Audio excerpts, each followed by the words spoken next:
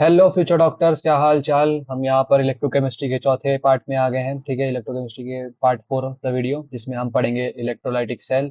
ठीक है, और इसमें हम पढ़ेंगे फैराडेस लॉ, और उसके साथ में हम पढ़ेंगे कि इलेक्ट्रोलिसिस में क्या क्या प्रोडक्ट बनते हैं। तो बहुत छोटा सा टॉपिक है ये, और हम बहुत जल्दी करते हैं इसको ट्रिक्स एंड टेक्स्ट के साथ में। इसमें ट्रिक हम यूज़ करेंगे बहुत सारे, जिससे आपके क्वेश्चन आसानी से बनेंगे। इसमें कुछ ऐसा थ्योरेटिकल सवाल नहीं आता है, और नॉर्मली आपके फ्राइडेज की तरफ से ही आपको कुछ क्वेश्चंस आएंगे जो आप इजीली आप सॉल्व कर लेंगे। तो चलिए स्टार्ट करते हैं। सो नंबर वन आपका आता है, what is electrolytic cell. Electrolytic cell, ठीक है। तो इलेक्ट्रोलाइटिक सेल जो होता है हमारा, ठीक है, आर दो सेल विच इन विच जो आपका इलेक्ट्रिकल एनर्जी है, ठीक है, कन्वर्ट टू केमिकल एनर्जी। ठीक है, आपको ये बात पता है। It cause it is a cause it cause due to non spontaneous reaction के कारण से इसमें नॉन स्पॉन्टेनियस रिडॉक्स रिएक्शन होता है। ठीक है, आपको ये बात पता चल गई जो मैंने स्टार्टिंग में बताया था। इलेक्ट्रोलाइटिक सेल जो होता है इलेक्ट्रिक एनर्जी, करंट को कन्वर्ट, एनर्जी को कन्वर्ट करता है मेरा केमिकल एनर्जी में। ठीक है, उसके बाद में यहाँ पर मेरा it is cause due to the non spontaneous redox reaction. Non spontaneous redox reaction होता है मेरे यहाँ पर। ठीक, उसके बाद में यहाँ पर इसमें ये होता है कि सबसे पहली बात कि इसमें मेरा डीसी वोल्टेज मैं यूज़ करता हूँ। ठीक है, डीसी वोल्टेज को मैं यूज़ करता हूँ। अब इसमें बहुत इंपॉर्टेंट पॉइंट आपको जो याद रखनी है इलेक्ट्रोलाइटिक सेल में, कि जो यहाँ पर जो कैथोड हो जाता है ना, वो मेरा नेगेटिवली चार्ज हो जाता है, और जो मेरा एनोड हो जाता है वो मेरा पॉजिटिवली चार्ज हो जाता है। सो जैसे जैसे मतलब जो मेरा इलेक्ट्रोलाइटिक सेल उसमें जो केमिकल्स है, वो मेरे एनोड और कैथोड में जाके चले जाते हैं। ठीक है, तो एनोड में, कैथोड में मेरे कौन से चीज़ें जाएंगी, जो कि कैटायन, जो कि पॉजिटिव है। तो कैटायंस आर आपका डाइवर्टेड और डिपॉजिटेड इन द कैथोड। ठीक है, cathode negative positive. So cations which are positive ions, ये मेरा अट्रैक्ट हो जाएंगे, अट्रैक्टेड टूवर्ड्स कैथोड। ठीक है, और एंड एनायंस जो होते हैं, जो मेरे नेगेटिवली होते हैं, are attracted towards anode. Anode, ठीक है। एक इलेक्ट्रोलाइटिक सेल आपका दिखता कैसे है, तो डायग्राम बना के दिखा देता हूँ मैं।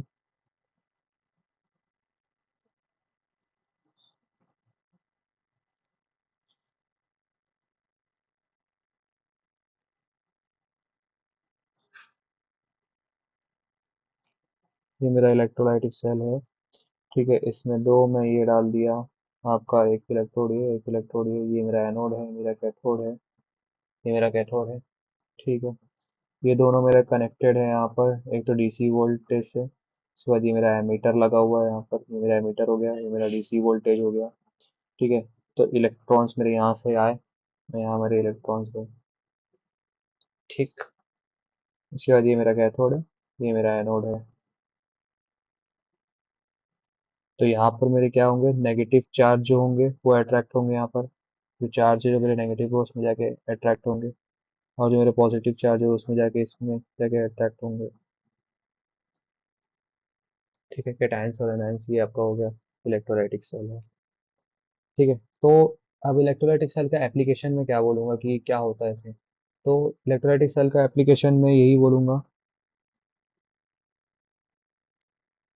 कि एनी मेटल, ठीक है, जैसे कि एग्जांपल में मेरा सोडियम हो गया, मैग्नीशियम हो गया, एल्यूमिनियम जो है, प्रोड्यूस्ड ऑन लार्ज स्केल, ठीक है, by electrochemical reduction of their respective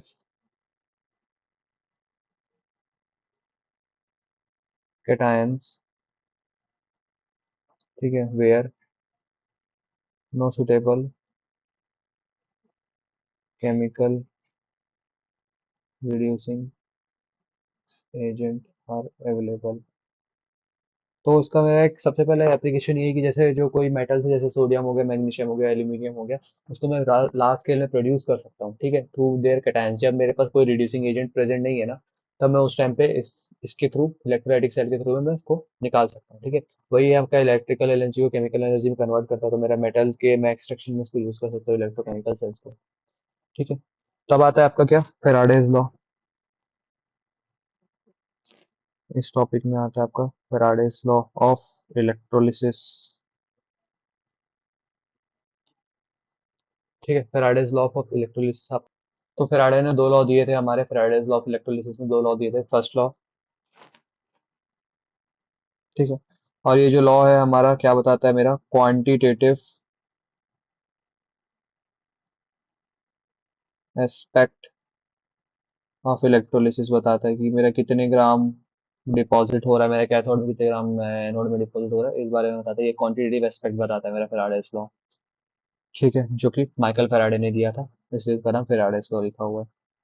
तो इसका फर्स्ट लॉ है, फर्स्ट लॉ ये बोलता है कि the amount of chemical reaction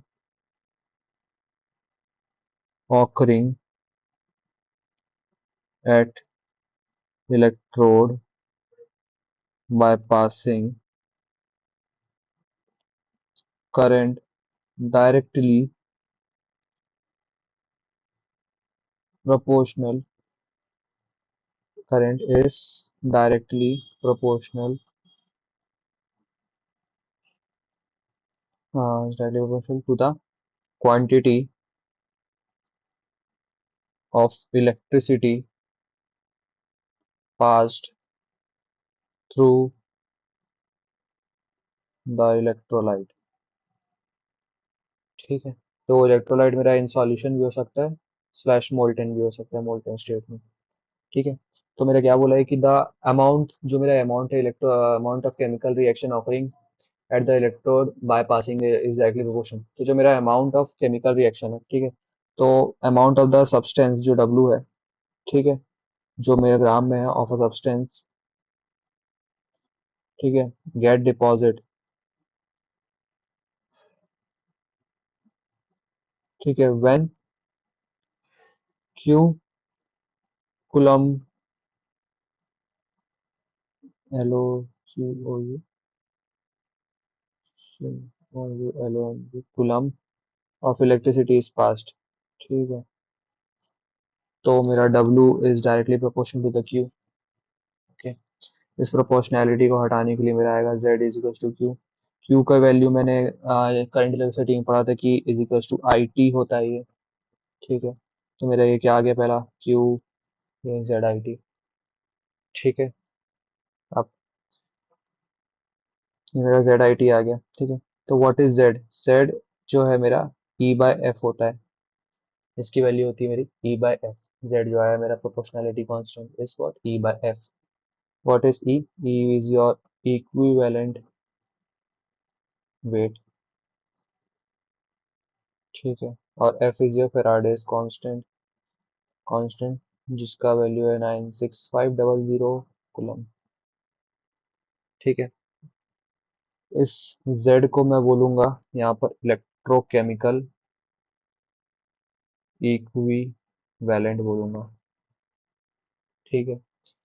E का मेरा एक और फॉर्मूला होता है A by N, equivalent weight is equal to atomic weight upon number of valence electron, ठीक है, upon number of valence electron मैं बोलूंगा।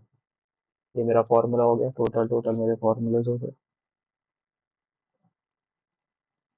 तो जो मेरा नंबर ऑफ इक्विवेलेंस आता है ना, equivalence, number of equivalence is equal to W by E. जैसे नंबर ऑफ मोल्स होता है मेरा given weight upon molecular weight, वैसे ही होता है मेरे number of equivalence given weight upon equivalent weight. तो मेरा ये किसके इक्वल हो जाएगा, मेरा क्यू बाई एफ के इक्वल हो जाएगा। तो ये भी मेरा एक फॉर्मूला बन गया, ये मेरा शॉर्ट टिक वाला एक फॉर्मूला हो गया, ठीक है। ये आपका हो गया। तो इससे आप पता कर सकते हैं किसी भी चीज़ के बारे में, ठीक है। अब अगला, नंबर ऑफ इक्विवेलेंस, ठीक है, नंबर ऑफ इक्विवेलेंस जो है मेरा is equals to number of moles into N factor.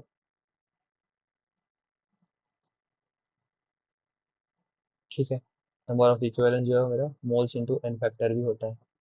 ये बात आपको समझ आ गई होगी।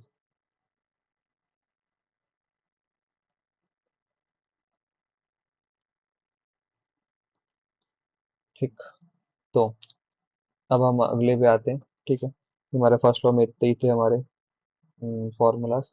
सेकेंड लॉ हमारा ये बोलता है कि when same quantity of electricity passed through different electrolyte, अलग अलग अलग अगर सेम इलेक्ट्रिसिटी में पास कर देता हूँ सारे अलग अलग इलेक्ट्रोलाइट में ए बी सी डी के, तो जो मेरा वेट डिपॉजिट होगा वो मेरा इक्विवेलेंट वेट के इक्वल होगा, डायरेक्टली प्रोपोर्शनल होगा। ठीक है, तो मुझे ये समझ आता है कि W1/E1 is equal to W2/E2 is equal to W3/E3 होता है मेरा। ठीक है, तो W is directly proportional equivalent हो जाएगा, तो W1/W2 is equal to W हो जाता है मेरा। ठीक, ये चीज हो गई मेरी। अब यहाँ पर आपको पता है कि W is why what my weight deposited, E is my equivalent weight. ठीक है, एक आता है मेरा फेराडेस कांस्टेंट। तो फेराडेस कांस्टेंट के बारे में थोड़ी सी बातें कि ये डिनोटेड बाय एफ और इसकी वैल्यू होती है 96500 कूलम मोल माइनस 1, ये होता है मेरा फेराडेस। ठीक है, ये हो गया मेरा फेराडेस। बाकी मैंने यहाँ पर आपको ये वाला बता दिया था कि Z equals to E by F होता है। ठीक है, Z equals to E by F is equals to W by Q. ठीक है ना, यहाँ से ये डेरिवेशन होके आ गई वाली चीज डब्ल्यू बाई क्यू, इसी से डिराइव होके आ गई। ये हो गई मेरी चीजें। अब मेरा फेराडेस कांस्टेंट मैंने जान लिया, ये जान लिया, दोनों लॉज मैंने जान लिए। ठीक है, तो अब मैं कुछ क्वेश्चंस भी सॉल्व करना चाहूँगा जिससे मुझे आइडिया लगे कि क्या कैसे हमें बनाना चाहिए। तो उसके पहले मैं बताऊंगा कि what are the products of electrolysis, मेरे इलेक्ट्रोलिसिस के क्या क्या प्रोडक्ट्स हो सकते हैं। फिर अगर मुझे इलेक्ट्रोलिसिस करवा रहा हूँ तो मैंने फेराइड्स का लॉ जान लिया, इसके बाद मैं इलेक्ट्रोलिसिस का प्रोडक्ट जानना चाहता हूँ। तो सबसे पहला प्रोडक्ट, ये जो है product of electrolysis depend on क्या क्या चीज़ों पे डिपेंड करता है। नंबर वन होता है मेरा नेचर ऑफ मटेरियल पे डिपेंड करेगा, बीन इलेक्ट्रोलाइज्ड। ठीक है, ये कुछ थ्योरेटिकल पॉइंट है, आपको बस ध्यान रखने हैं। ठीक है, टाइप ऑफ इलेक्ट्रोड यूज, ठीक है, कौन सा मैं इलेक्ट्रोड यूज कर रहा हूँ। ठीक है, इफ इलेक्ट्रोड जो है वो मेरा इज इनर्ट, ठीक है, तो it does not participate in chemical reaction, मेरा पार्टिसिपेट नहीं करेगा ये केमिकल रिएक्शन में। ठीक है, तो जिसके कारण से ये बस एक्ट करेगा as source slash sink of electron की तरह एक्ट करेगा। ठीक है, और जो बाकी इलेक्ट्रोड्स होते हैं जो पार्टिसिपेट कर लेते हैं उसको मैं इनर्ट नहीं बोलूंगा। तीसरा आता है मेरा आ, उसके बाद में एक आता है मेरा ओवर वोल्टेज, जिसको मैं बोलूंगा काइनेटिक बैरियर। ये क्या कॉन्सेप्ट है, पढ़ते हैं हम इस बारे में अगले पेज पे। Over voltage slash kinetic barrier, barrier ये क्या होता है कि जैसे सम ऑफ द थर्मोडायनेमिकल जो फिजिबल रिएक्शंस होते हैं, इलेक्ट्रोकेमिकल प्रोसेसेस होते हैं, ठीक है, तो वो इतने ज़्यादा स्लो काइनेटिकली होते हैं कि दैट उसका जो लोअर वोल्टेज होता है ना, वो do not seems to take place. ठीक है, सो जो एक तरीके से मैं आपको बता रहा हूँ कि जैसे जो कुछ कुछ ऐसे रिएक्शंस होते हैं जहाँ पर उसका जो लोअर वोल्टेज है ना वो हम नहीं पता कर पाते, तो इसके लिए लोअर वोल्टेज बहुत ज़्यादा कम हो जाता है, इसके लिए हम उसको एक्स्ट्रा वोल्टेज हम प्रोवाइड करते हैं। ठीक है, तो उस चीज़ को हम बोलते हैं हमारा ओवर पोटेंशियल या ओवर वोल्टेज। तो इसका ये आपका आता है कि सम of thermodynamically feasible electrochemical reactions slash processes are so slow, ये इतने ज़्यादा स्लो होते हैं काइनेटिकली, ठीक है, that they are at lower voltage this does not seem to take place। मतलब कि कोई कोई मेरे रिएक्शंस इतने स्लो होते हैं कि वो लो कम, अगर मैं कम वोल्टेज दूँ तो ऐसा लगेगा कि हो ही नहीं रहा है वो कुछ वहाँ पर, कुछ भी कोई रिएक्शन ही प्रोड्यूस नहीं हो रहा वहाँ पर, ठीक है। तो उसके लिए मेरे को एक एक्स्ट्रा पोटेंशियल देना पड़ेगा, उस पोटेंशियल को मेरे को क्या बोलूंगा मैं, ओवर पोटेंशियल, ठीक है। तो हेंस एक्स्ट्रा वोल्टेज गिवन, जिसको मैं क्या बोलूंगा यहाँ पर, ओवर पोटेंशियल, ठीक है, या उसको बोलूंगा ओवर वोल्टेज, ठीक, ये हमें समझ आ गया। तो ओवर पोटेंशियल, ओवर वोल्टेज, ये सब हो गया। अ, जो ओवर पोटेंशियल ओवर वोल्टेज है, ठीक है, तो इसका रिजल्ट क्या होता है इस ओवर पोटेंशियल देने का। तो रिजल्ट ऑफ ओवर पोटेंशियल, ठीक है, या मैं इसको बोलूंगा बबल पोटेंशियल। इसको बबल पोटेंशियल क्यों बोलते हैं, इसका कारण वही मैं आपको समझाना चाह रहा हूँ, ठीक है। तो जब मैं इसको ऐड करूंगा तो ठीक है, results in evolution of gaseous product, उस गैसियस प्रोडक्ट का इवोल्यूशन होगा लाइक H2 और O2 in form of bubble, ठीक है। तो इसीलिए इसको मैं बबल पोटेंशियल भी बोलूंगा और इसको मैं आपका ओवर पोटेंशियल बोलूंगा। बबल क्यों प्रोड्यूस होता है, क्योंकि H2 और O2 लाइक मेरे जो गैसियस प्रोडक्ट है वो यहाँ पर से इवॉल्व होते हैं, ठीक है। ये इतना मेरे को हो गया। उसके बाद में मैं आता हूँ कि ये मेरा तो सवाल हो गया, इसमें अब मेरे अलग अलग तरीके के जो इन दो फॉर्मूलेज में, दो लॉज में मेरे सवाल हो गए। इसके बाद में मैं जानना चाहता हूँ कि जो मेरा इलेक्ट्रोलिसिस है, अगर मैं किसी भी चीज़ का इलेक्ट्रोलिसिस करूँ, तो अगर आपको सवाल आते हैं ना कि NaCl इन डाइल्यूट सॉल्यूशन, तो आपका कौन सा कैथोड में जाएगा, कौन सा एनोड में जाएगा, ऐसे टाइप के भी आपके सवाल आते हैं। आपके कभी बोर्ड्स में आपने देखे होंगे, क्या कभी नीट में भी आ सकते हैं इस टाइप के सवाल। तो इस चीज़ के लिए मेरे पास ट्रिक है, तो आपको कैसे पता चल जाए कि बारे में कि आप आसानी से इसे बना सकें, ठीक है। सो इलेक्ट्रोलिसिस का आपका एक बहुत बेस्ट कंसेप्ट मैं आपको ट्रिक से आपको समझाना चाह रहा हूँ, ठीक है। नंबर वन, आपको ये पूछता है ना कि मैं अगर कुछ चीज़ का मैं इलेक्ट्रोलिसिस करवा रहा हूँ तो कौन सा कैथोड में जाएगा, कौन सा एनोड में जाएगा, ठीक है। तो इसके लिए मेरा ट्रिक है। तो यहाँ पर पहला ट्रिक आता है मेरा, ये इसको हम बोलेंगे माइग्रेशन के फॉर्म में इसको बोलेंगे, या इसको हम डिस्चार्जिंग के फॉर्म में हम इसको बोलेंगे, ठीक है। तो सबसे पहले हम कैटायन की बात करते हैं कि कैटायन मेरा किस तरीके से डिस्चार्ज होता है। सो तो कैटायन माइग्रेशन इस तरीके से होगा कि आपने इलेक्ट्रोकेमिकल सीरीज पढ़ा है, ठीक है। तो इलेक्ट्रोकेमिकल सीरीज आपका स्टार्ट होता है Li से, ठीक है। तो लेके बांसुरी नाम मुझे अलमिया जी फेंको सीढ़ी को नई सूरी पर हम गाए छप्पा छप्पा, ठीक है।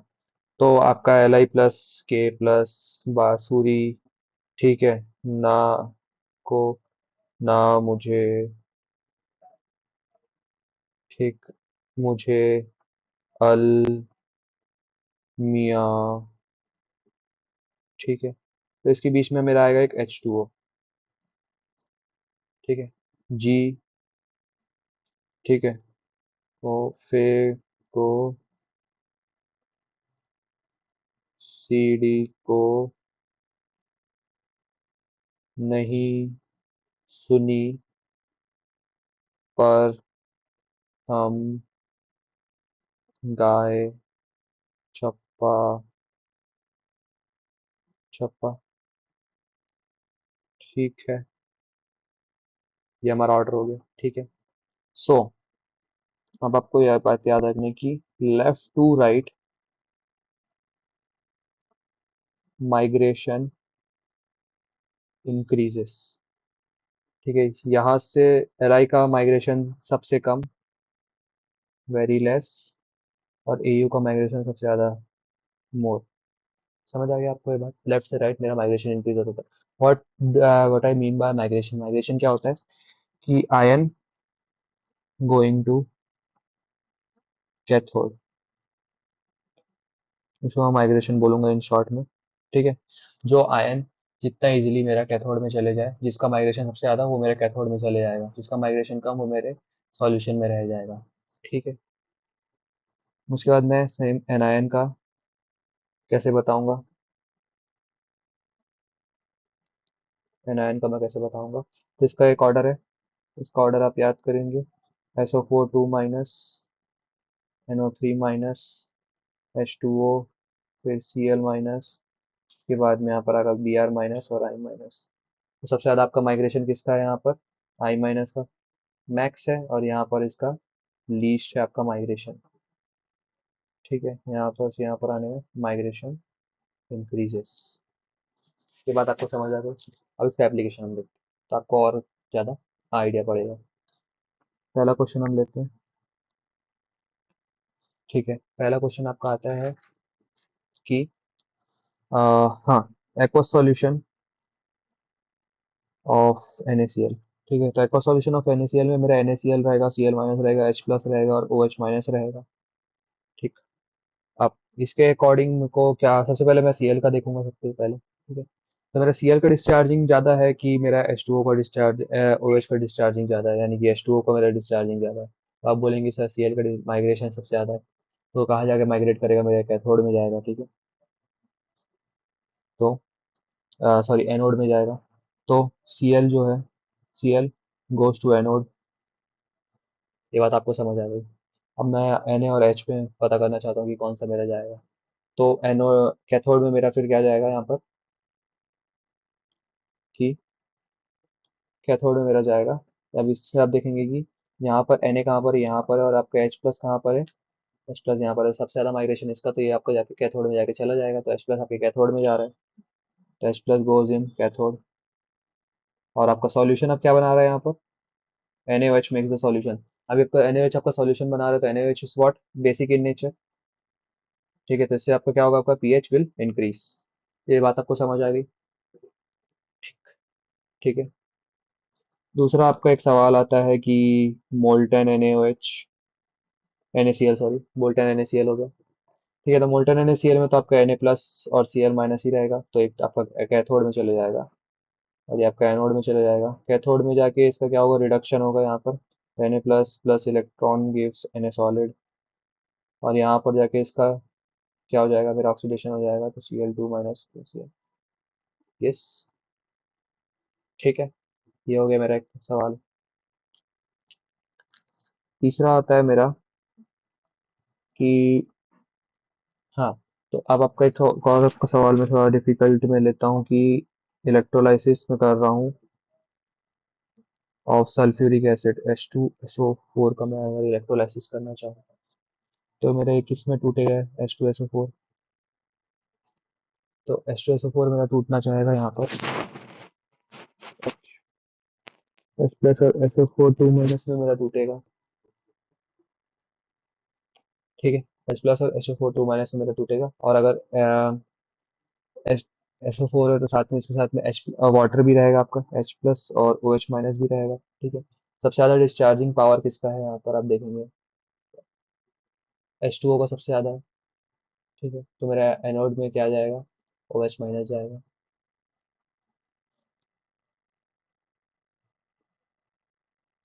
और ये जाके मेरा H2O बना लेगा। ठीक है, अब कैथोड में मेरा H प्लस जाएगा कैथोड में। तो इस तरीके से आप एनोड और कैथोड के बारे में जान सकते हैं। तो यहाँ पर इसका रिएक्शन क्या होगा, H plus is equal two electron that gives 1/2 H2। ठीक है, तो आप इससे बात समझ गए कि कौन सा एनोड में कौन सा कैथोड में जाएगा, तो आप इससे सवाल बना लेंगे जितने भी आपके सवाल आएंगे। आपको बस ये ध्यान रखना है कि कौन सा माइग्रेशन जिसका ज़्यादा होगा वो आपके जाके एनायन जो है एनोड में चले जाएगा, इसका माइग्रेशन ज़्यादा होगा कैटायन के केस में, वो आपके कैथोड में जाके जुड़ जाएगा, जो बचा हुआ चीज़ है उससे आपका सॉल्यूशन बन जाएगा, और उससे आपको बताना है कि कौन सा आपका बेसिक है, कौन सा एसिडिक है, या कोई नो चेंज हो रहा है उसमें सॉल्यूशन में। ठीक है, ये तो आपकी हो गई बात है इलेक्ट्रोलिसिस की भी। कुछ कुछ एक दो और क्वेश्चन हम कर लेते हैं आपके इसी पे, इलेक्ट्रोलिसिस पे, कि जो मेरा Cu है, Cu आपका SO4, ठीक है, एक्वस में है। ठीक है, using PT electrode, PT is what my आपका इनर्ट इलेक्ट्रोड में आता है। ठीक है, तो Cu टू प्लस मेरा देगा वाटर, जब मैं डिफिशिएट करूंगा टू माइनस और H2O आएगा मेरा। ठीक है। तो मेरा कैथोड में तो मेरे को समझ आएगा कि मेरा CO+ ही बनेगा मेरे कैथोड में। अब इन दोनों के बीच में मेरा वो रहेगा कि कौन सा जाएगा। तो H2O का मेरा ज़्यादा होता है एज कम्पेयर टू मेरा SO4, तो ये मेरा एनोड बना लेगा। ठीक है। तो एनोड में मेरा रिएक्शन क्या होगा, H2O plus 4H+ plus 4 electrons. ठीक है। और यहाँ पर इसका क्या हो जाएगा, मेरा रिडक्शन हो जाएगा 2++2 electron, that gives you solid. ये बात आपको समझ आ गई। एक बहुत इंपॉर्टेंट पॉइंट है, बहुत अच्छा पॉइंट है कि आपको ये बात पता होना चाहिए कि H2O undergo both oxidation and reduction. H2O जो है मेरा ऑक्सीडेशन और रिडक्शन दोनों में जाता है, तो आपको रिएक्शन तो आपके रटा हुआ होना चाहिए। ठीक है। तो अगर वो एनोड में जा रहा है, यहाँ पर उसका ऑक्सीडेशन होगा, तो क्या रिएक्शन बन रही है यहाँ पर, तो 2H+O, that gives OH plus 4H+ plus 4 electron मेरा देगा। और जब ये मेरा कैथोड में जाता है, जहाँ पर मेरा रिडक्शन होगा, तो 2H2O plus 2 electron, that gives H2 plus 2OH minus. आपको ये वाली जो दो रिएक्शन से आपको एकदम अच्छे से रट जानी चाहिए। ठीक है। ये डायरेक्टली सवाल आएगा तो आप बना सकते हैं इसको, आपको रट के रखना है इसको। तो अब हम कुछ सवाल बना लेते हैं आपके। ठीक है। आपका ये इलेक्ट्रोलिसिस वाला भी कॉन्सेप्ट खत्म हो गया, आपका डिस्चार्जिंग पोटेंशियल आपको मैंने ट्रिक बता दी, इस तरीके से आपको पता करनी है। और उसके बाद में आपने फेराडेस के सारे लॉ भी पढ़ लिए, तो आपको बस अब सवाल बनाते जाना है। तो अब सवाल सवाल बनाते हैं, चलिए स्टार्ट करते हैं। अब मेरा एक सवाल है। ठीक है। वो जो हमने फेराडेस लॉ पढ़ा था, उस पे है ये क्वेश्चन कि how much charge is required for following reduction. ठीक है। तो सबसे पहला मेरा ये था, Al3+ से मेरा Al बनता है, जिसका वो है 1 मोल। सेकेंड है आता है मेरा 1 मोल ऑफ Cu2+ से मेरा Cu बन जाता है। तीसरा आता है मेरा 1 मोल ऑफ MnO4 - 2Mn2+। ठीक है। तो पहले के केस में मेरे को उसका सॉल्यूशन देखते हैं। मेरा Al है वो 3+ प्लस 3 इलेक्ट्रॉन रिडक्शन के केस में Al बनाते हैं। ठीक है। तो मुझे क्या पता चली कि 1 मोल ऑफ Al 3+ को रिड्यूस करने के लिए मुझे 3F करंट चाहिए। ठीक है। 1 मोल के लिए मुझे 3F चाहिए, क्योंकि 3 इलेक्ट्रॉन्स मेरे यूज हो रहे थे, मतलब N की वैल्यू मेरी 3 हो जाएगी। ठीक है। तो मेरे 3 0 0, जैसे मेरा आ जाएगा वैल्यू। दूसरा आता है मेरा Cu2+ से मुझे Cu बनाना है, तो यहाँ पर मेरे 2 इलेक्ट्रॉन आ जाएगा। तो 1 मोल के लिए मुझे 2 इलेक्ट्रॉन्स लगेंगे, तो यानी कि 2F लगेंगे। ठीक है। अब इन केस मैं बोल दूँ 5 मोल में यूज कर रहा हूँ, तो उसके 5 मोल्स है। ठीक है। तो 5 मोल के लिए मेरा क्या हो जाएगा, जब 1 मोल का मेरा 2 इलेक्ट्रॉन है, तो 5 मोल के लिए मेरा 10 फेरानाइट, मेरा 10F यूज हो जाएगा, 10 फेराडे। ठीक है। ये एक अलग कॉन्सेप्ट है जो कि आप बना सकते हैं यहाँ पर। तीसरा आता है आपका ये वाला, तीसरे तरीके का एक सवाल है, ये भी एक आपका कॉन्सेप्चुअल कॉन्सेप्ट बनाने वाला सवाल है। 2+। अब इन दोनों के बीच में आपका डिफरेंस क्या है चार्ज का। Mn में यहाँ पर 2+ है, और यहाँ पर Mn में आपका कितना हो जाएगा, 4 - 1 7+ है। तो इन दोनों के बीच में चार्ज का डिफरेंस कितना है, 5 आया। तो 1 मोल आपका 5 का डिफरेंस कॉज कर रहा है, यानी कि 5F हो गया। ठीक है ना। इससे आपको इस बात समझ आ गया, तो आप डिफरेंस से पता, मतलब आपको वैलेंस इलेक्ट्रॉन, आपको ये देखना है कि कितना वो इलेक्ट्रॉन्स वहाँ पर है। ठीक है। नंबर ऑफ इलेक्ट्रॉन्स, या तो आपको डिफरेंस ऑफ इलेक्ट्रॉन्स देखने हैं थर्ड वाले केस में। ये भी एक अपने मैंने आपको वैरायटी सॉल्व करवा दी। इस पे आपको 2024 में नीट में सवाल आया हुआ था मैथ द फॉलोइंग के फॉर्म में, तो उसको आप एक बार क्वेश्चन देख लीजिएगा, बहुत ईजी क्वेश्चन है, आप बना लेंगे यहाँ पर। ठीक है। एक और क्वेश्चन हम करते हैं आगे। ठीक है। कि how much electricity electricity in terms of faraday मेरे रिक्वायर्ड है to produce first 20 gram of Ca from molten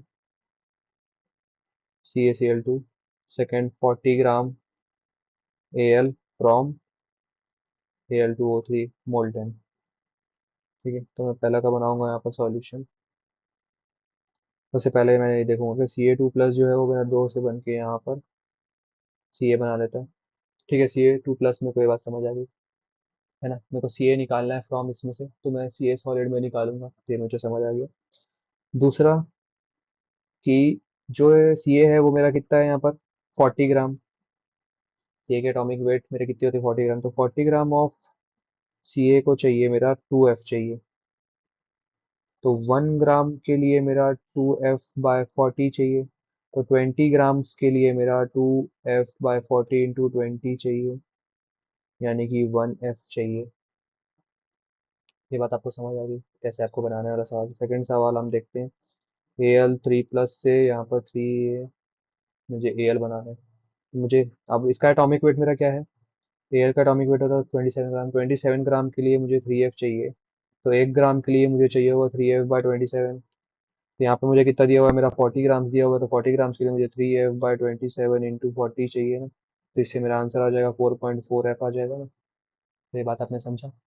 ये ऐसा क्वेश्चन हम बना, ऐसे भी क्वेश्चन आते आते हैं। ठीक है, जिसमें आपको थोड़ा सा दिमाग बस लगाना है, थोड़ा सा इधर उधर मैथमेटिक्स करनी है। तीसरा एक और तरीके का आपका सवाल आएगा कि सेम वही वाला जो पिछला सवाल है। तो 1 मोल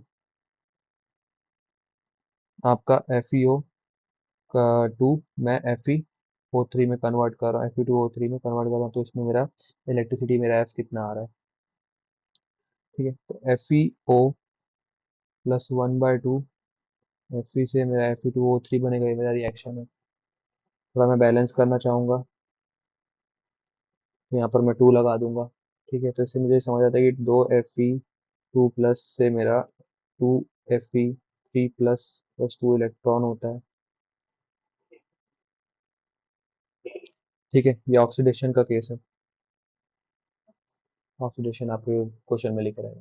ठीक है, आपको एक बात समझ आ रहा है कि 2 मोल, क्योंकि F के ऊपर सामने 2 लिखा है स्टाइकोमेट्रिक है, तो 2 मोल ऑफ FeO। ठीक है, उसमें मेरा चार्ज लगता है, क्योंकि 2 इलेक्ट्रॉन है तो 2F लगेगा। तो 1 मोल के लिए मेरा कितना लगेगा, 2/2, यानी कि 1F लगेगा। तो आपको ऐसे टाइप के भी आप सवाल कर लिए। ठीक है, ये भी एक आपका वैरायटी कवर हो गया आपका सवाल का। ठीक है, अब इसके आगे हम W = ZIT वाले में एक दो फार्मूले हम उसमें सवाल में बना लेते हैं कुछ क्वेश्चंस। ठीक है, जैसे आपको फार्मूले का एप्लीकेशन पता चल जाए, और W1/E1 W2/E2 वाले भी आप सवाल बना लेते हैं, जिससे आपको फार्मूला का एप्लीकेशन पता चल जाए। ठीक है, तो एक सवाल आप लिख लीजिए कि a solution of NiNO3 twice is electrolyzed between platinum electrode, ठीक है, using a current of 5 ampere for 20 minutes। ठीक है, what mass of Ni is deposited। ठीक है, एट कैथोड में आपका, एट कैथोड क्या मास ऑफ Ni आपको डिपॉजिट हो रहा है आपके कैथोड में। ठीक है, तो उसका सॉल्यूशन ऐसा होगा कि मेरे पास Q1 में क्या क्या दिया हुआ है यहाँ पर। Q is equals to IT होता है मेरा, what is I is 20 ampere. ठीक है, हाँ सॉरी 5 एम्पियर। और हमेशा मुझे टाइम को है वो मुझे सेकेंड्स में लेना है, ये बात मुझे याद होना चाहिए। ठीक है, तो 5 एम्पियर इंटू 20 मिनट से मैं उसको सेकेंड्स में कन्वर्ट करूंगा, ये आएगा, तो उसका वैल्यू आ जाएगा मेरा 6000 कुलम आ जाएगा। तो अब Ni है वो मेरे यहाँ पर जाके ये करेगा, तो Ni2+ से मेरा Ni बनेगा। ठीक है, तो N की वैल्यू मेरी कितनी आ गई, 2। तो weight is equal to ZIT हो गया मेरा। ठीक, सो अब यहाँ पर मैं सिंपल सा फॉर्मूला लगाऊंगा क्या, कि W is equal to ZIT। तो Z की वैल्यू मेरी क्या आएगी कि मेरा जो A/N × F होता है ना, और ये आपका कितना 6000 आता है ना। Z atomic weight upon number of valence electron into F हो जाता है। तो एटॉमिक वेट आपका निकल का आपका होता है 58.7, आपका नीचे 2 है, और 96500 इंटू 6000। ठीक है, तो इसकी वैल्यू निकल जाएगी 1.825 ग्राम। ये बात आपको समझ आ गया कि किस तरीके से मेरे को फार्मूला लगाना है। ठीक है, अब अब आपका आता है कौन सा, अब मैं इसमें यूज करता हूँ क्या, W1 W2 W3, ये वाला जो है हमारा। उसके पहले एक और क्वेश्चन हम कर लेते हैं, आपका क्वेश्चन कि 3 इलेक्ट्रोलाइटिक सेल, ठीक है, ए, बी और सी, containing ZnSO4, AgNO3 और CuSO4, ठीक है, in series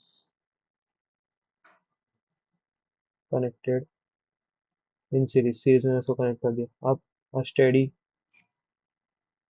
current of 1.5 ampere मेरा यहाँ पर दे रहा है, was passed through them until 1.45 gram of silver deposited at cathode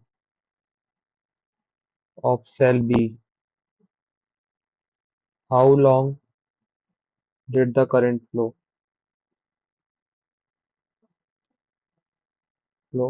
and what mass of copper and zinc deposited? ठीक है, ये आपका एनसीईआरटी का सवाल है और बहुत अच्छा सवाल है। ठीक है, तो इस सबसे सारे कॉन्सेप्ट क्लियर हो जाएंगे। सबसे पहले मेरी एजी की बात की, एजी प्लस से ये, ठीक है, तो क्या बोला, जब स्टेडी स्टेट ऑफ मेरा करंट कितना 1.5 में प्रोड्यूस कर रहा हूँ, ठीक है, तो कितना 1.45 ग्राम ऑफ सिल्वर डिपॉजिट हो गया मेरा कैथोड के ऑफ मेरा बी के। ठीक है, तो बी में तेरा मेरा था ना AgNO3, ठीक है, तो इसके बारे में बात करूंगा। तो मेरा यहाँ पर वेट कितना दिया हुआ है, वेट मेरा दिया हुआ है यहाँ पर 1.45 ग्राम से मेरा डिपॉजिट हो गया।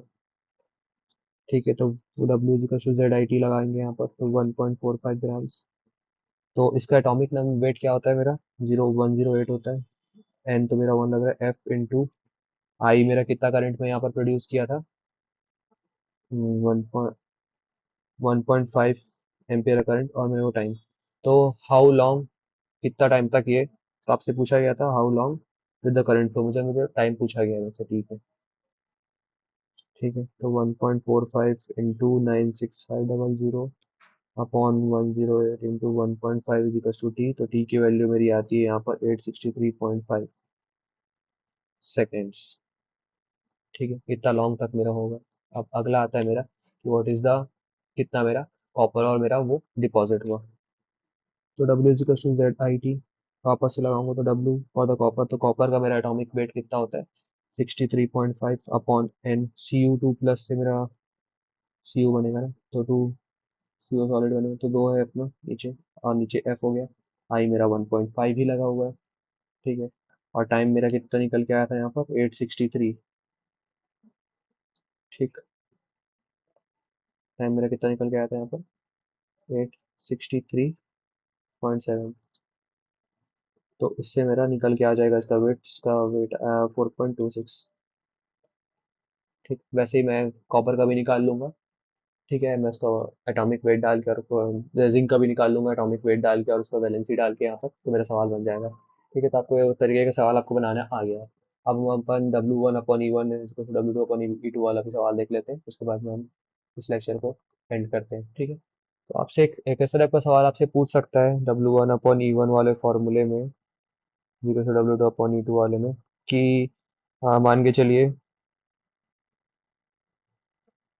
कि किसी भी एक मेटल है, उसका किसी कुछ वेट आपका डिपॉजिट हो गया। ठीक है, आपको उसका एटॉमिक वेट बता देगा और उसका एन फैक्टर बता देगा। ठीक है, और दूसरे मेटल का भी आपका इक्विवेलेंट वेट का आपको वैल्यू बता देगा।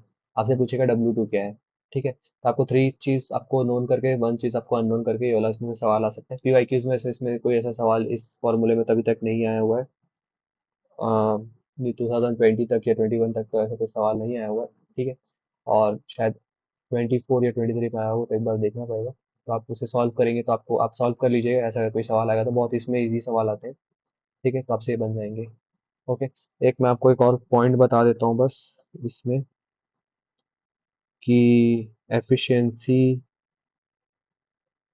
ऑफ जो फ्यूल सेल होता है, ठीक है, वो क्या होता है, आपके एक बार PYQ में आया हुआ ये चीज़ की एफिशिएंसी ऑफ फ्यूल सेल कैसे हम डिफाइन करते हैं, तो उसको फाइव से डिफाइन करते हैं, delta G upon delta H into 100। ये एक नॉर्मल सा बस एक फॉर्मूला आया हुआ है एक बार। ठीक है, और ऐसा कुछ खास नहीं आया हुआ है, तो ये बस चीज़ है। ठीक है, तो इसके साथ में आपका इलेक्ट्रोलिसिस वाला पार्ट कवर होता है इसमें, जिसमें आपको मैंने आपको ट्रिक बता दिया इलेक्ट्रोलिसिस में कैसे हम प्रोडक्ट फाइंड करेंगे, कौन सा एनोड जाएगा कौन सा कैथोड जाएगा। फिर आर्ट्स लॉ हमने देख लिया, इसमें क्वेश्चंस हमने देख लिए, और इतने ही इसमें सवाल आते हैं। सवाल इलेक्ट्रोकेमिस्ट्री में अपनी मेडिकल में मसानी नहीं आते, आपको उतना कुछ टफ सवाल नहीं देगा वो। ठीक है, जिससे आप जो आपसे बन जाए वो आपको सवाल देगा। आप क्वेश्चन जितना ज़्यादा हो सके आप प्रैक्टिस कीजिए। ठीक है, हम नेक्स्ट लेक्चर करते हैं, इसका जो आखिरी लेक्चर है आपका बैटरीज, तो वो आपका आखिरी लेक्चर रहेगा, इसके बाद में आपका इलेक्ट्रोकेमिस्ट्री आपका खत्म हो जाएगा। ठीक है, तो मिलते हैं अगले लेक्चर में। Tata bye bye. और इस लेक्चर को आप लाइक कीजिए, शेयर कीजिए अपने फ्रेंड्स में, ताकि और लोगों का आपका फ़ायदा हो सके इस क्वालिटी कंटेंट के साथ में यूट्यूब में free of cost. Okay, tata bye bye, have a good day.